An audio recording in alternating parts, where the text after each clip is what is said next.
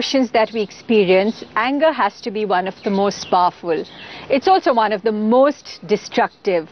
Chronic levels of anger can destroy your health, and of course they can destroy your relationships as well. Today we're going to explore this most powerful of all emotions. We're going to look at exactly what high levels of anger can do to your health, and the answers aren't going to make you happy. We'll also look at what anger does to your relationships, and finally we'll look at what you can do to get rid of your anger and move to a calmer, serener place.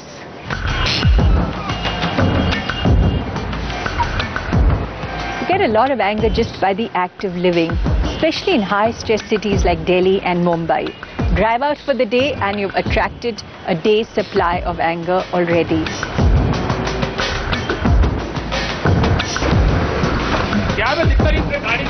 तुमने कहाँ लगा के जा रहे हो तुम गाड़ी कहाँ खड़ी करी है मैं कह रहा पीछे करो गाड़ी एक करा अंदर बैठ अंदर गाड़ी पीछे करो चलो अंदर बैठ जा चुपचाप अंदर गाड़ी पीछे कर गाड़ी तू अंदर बैठ और पीछे करी से This is almost chronic in most big cities. We're driving longer hours to work while trapped in a car that feels like a steel cage. Damned other drivers cut us off without signaling. This can be intensely stressful.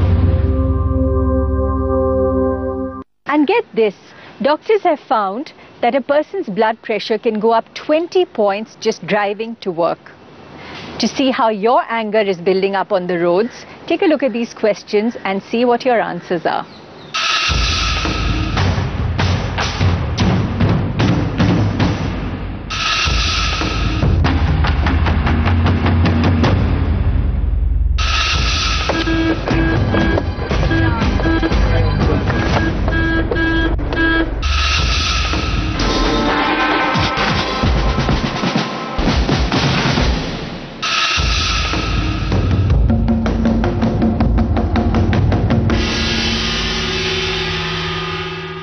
Today we're going to talk to Dr. Ashok Seth. Dr. Ashok Seth is Chairman and Chief Cardiologist at the Max Heart Center.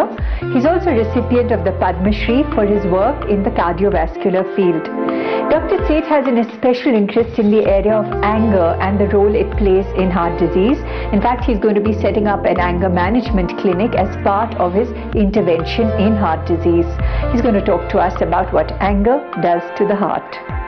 Dr. Seth, there's a lot of research going on the effects of anger and hostility on the heart. What are some of the key findings? You see, we don't realize this, but anger is one of the situations which actually predisposes to heart problems. I wouldn't say predisposes, I'd say exacerbate heart problems. I mean, I have had, just to give you an example, patient comes to me, blood pressure of 190 over 120. I keep on increasing the medicines, and these are facts of life. Again, the blood pressure doesn't come down.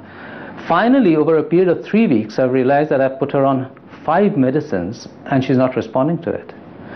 So when I start analyzing the situation, I realize that at home, she has hostility around her, and there's a reaction to that which is causing this high blood pressure.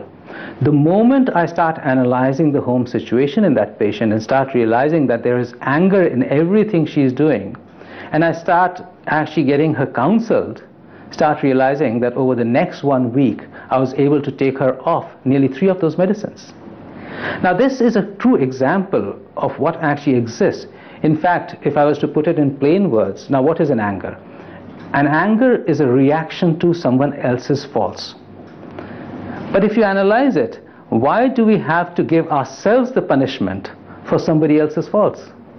And anger in itself is a bad reaction. In fact, it is you're actually putting yourself, punishing yourself for somebody else's faults.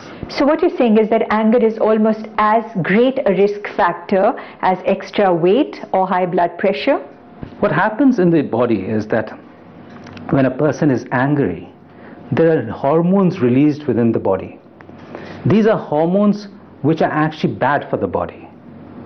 There are catecholamine secretions, there are other things which happen in the body. The heart rate goes up. As a reaction to these catecholamines which are liberated, the heart rate goes up, the blood pressure goes up, the clotting of the blood becomes thick. So people who are chronically angry actually have far greater disease processes, and I'm not just talking about cardiovascular disease. as a whole, the human body has far greater disease process, be it ulcers, be it indigestion, be it acidity, be it wrinkling of the skin. All of which can be caused by anger? I would say contributed by anger. So there's the positive anger and there's the negative anger. Now look at the positive anger. All of us have that. But it doesn't last with us. It's a positive anger. We've done it for a purpose. And the moment we've done it, within 15 minutes we've forgotten about it. Our love for that person remains.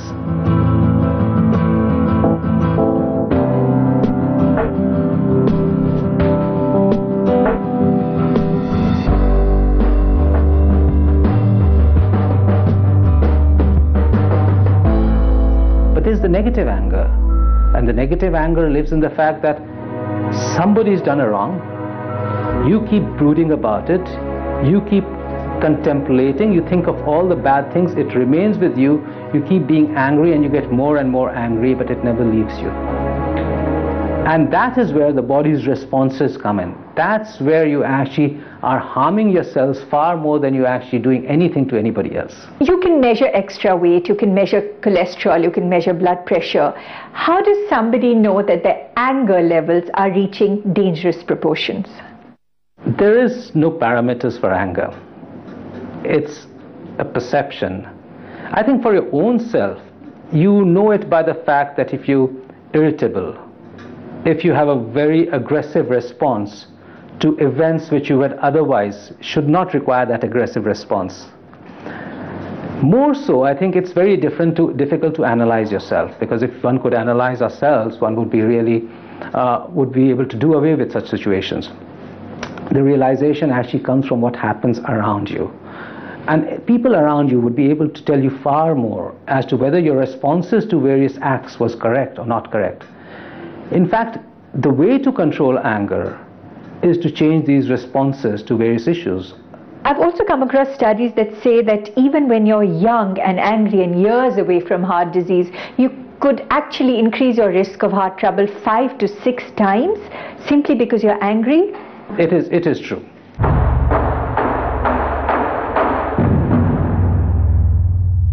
That was Dr. Seth talking about the effects of anger on your health. And to recap the key points, if you're a chronically angry kind of person, you're very likely to head into trouble, especially heart trouble. And the kind of anger that is the most damaging for your heart is the kind of anger that lingers in your system. And finally, before we go for our break, take a few minutes to introspect on these questions. Think about what makes you angry.